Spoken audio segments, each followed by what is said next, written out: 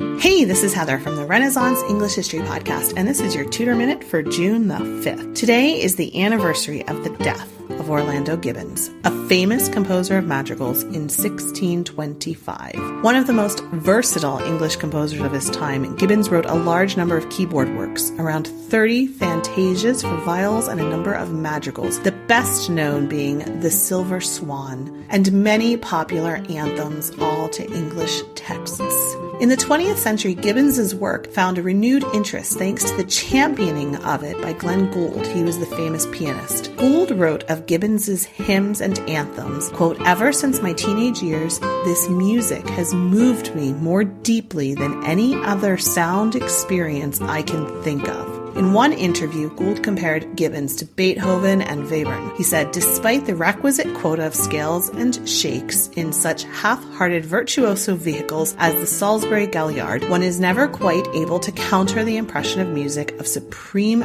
beauty that lacks its ideal means of reproduction. Like Beethoven in his last quartets or Webern at almost any time, Gibbons is an artist of such intractable commitment that, in the keyboard field at least, his works better in one's memory or on paper than they can ever through the intercession of a sounding board."